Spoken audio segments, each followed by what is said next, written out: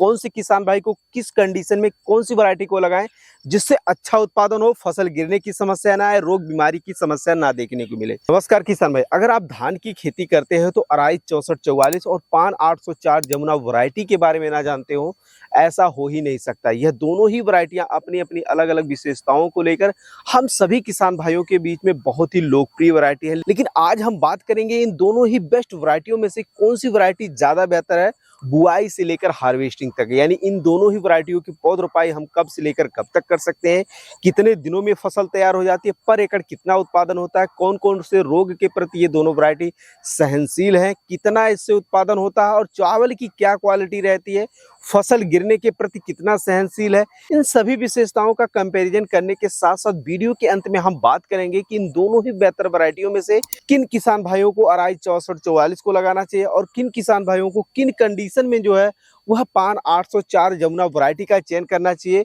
कौन से किसान भाई को किस कंडीशन में कौन सी वैरायटी का सिलेक्शन करे जिससे फसल में लागत कम और उत्पादन ज्यादा निकल कर आए। तो अगर आप भी इन दोनों वैरायटियों को लगाने के बारे में सोच रहे हैं, मन में कंफ्यूजन है, तो ये वीडियो आप लोगों को पूरा जरूर देखना चाहिए।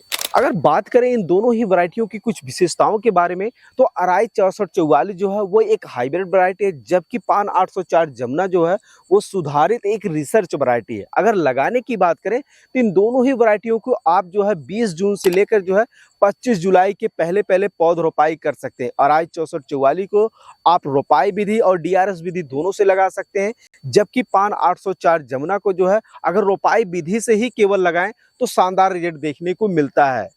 फसल तैयार की बात करें तो अराई 6444 जो है वो 130 दिन से लेकर 135 दिन में तैयार हो जाती है, जबकि पान 804 जमुना जो है वो 140 दिन से लेकर 145 दिन में तैयार होता है। तो अगर आप धान की कटाई के बाद झटपट कोई फसल लगाने के बारे में सोच रहे हैं तो आपके लिए जो है अराई 6444 एक बेहतर विकल्प है। लेकिन वहीं दूसरी तरफ अगर आप किसी फसल को लगाने में जल्दबाजी नहीं दिखाते हैं तो आपके लिए जो है पान 800 जमुना भी बहुत ही बेहतर विकल्प है।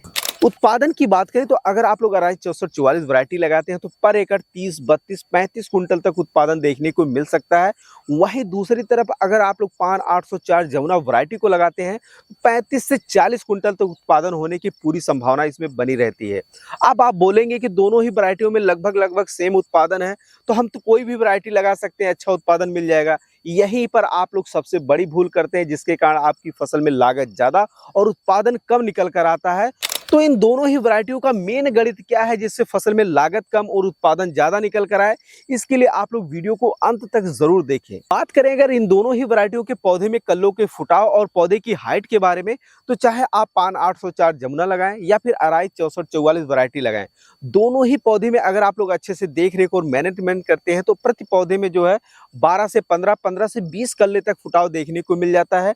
हाइट की बात करें तो पान 804 जमुना वैरायटी लगाते हैं तो यह 110 सेंटीमीटर से लेकर 115 सेंटीमीटर तक होता है। पौधा मजबूत होता है, फसल गिरने के प्रति बहुत सहनशील होता है, लेकिन फिर भी अगर आप लगाए होंगे अपने खेत में तो आपको भी कभी कभार देखने को मिल जाता है कि फसल गिर जाती है। अब क्यों गिरती है ये मैं वीडियो के अंत में चर्चा करूंगा, आप अपनी फसल को गिरने से बचा सकते हैं।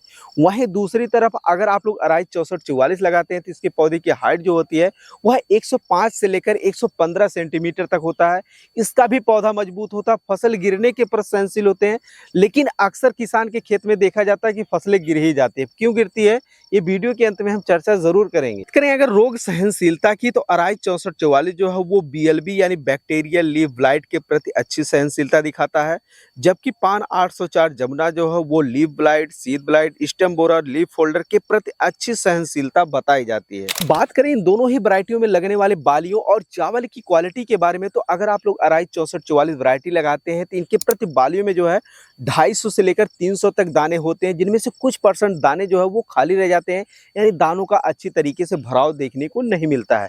चावल क्वालिटी की बात करें तो मध्यम से थोड़ा सा पतला और मध्यम लंबा होता है, जिसके कारण मार्केट में अच्छी सेलिंग देखने को मिलती है। वहीं दूसरी तरफ पान 804 जमुना वैरायटी की बात करें तो प्रति बालियों में जो है 250 से लेकर 300 तक दाने होते हैं, लेकिन खाली दानों की संख्या बिल्कुल जो है वो ना के बराबर होती है। चावल क्वालिटी की बात करें तो मध्यम मोटा होता है और वजनदार होता है, खाने में स्वादिष्ट होता है और देखने में अच्छा लगता है, जिसके कारण मार्केट में इसका भी बहुत ही अच्छा खासा सेलिंग देखने को मिलता है। यहाँ तक वीडियो देखने के बाद आप लोग यही समझ पाएंगे कि दोनों वैरायटियों की खासियत तो लगभग सेम है, तो चाहे जो लगा लेंगे अच्छा पैदावार मिलेगा। तो यहीं पे सबसे बड़ी भूल होती है, गेम यहीं पे चेंज हो जाता है कि कौन से किसान भाई को किस कंडीशन में कौन सी वैरायटी को लगाएं जिससे अच्छा उत्पादन हो, फसल गिरने की समस्या ना आए, रोग बीमारी की समस्या ना देखने को मिले। तो अगर आपके खेत की मिट्टी उपजाऊ है, आप अच्छा खाद प्रबंधन कर सकते हैं, अच्छी सिंचाई की व्यवस्था है, तो अराइज 6444 गोल्ड लगाएं, शानदार रिजल्ट मिलेगा। अगर आपके खेत की मिट्टी उपजाऊ कम है, पानी उतना पर्याप्त नहीं है, स्थिर उत्पादन चाहिए, तो आप लोग पान 804 जमुना वैरायटी लगाएं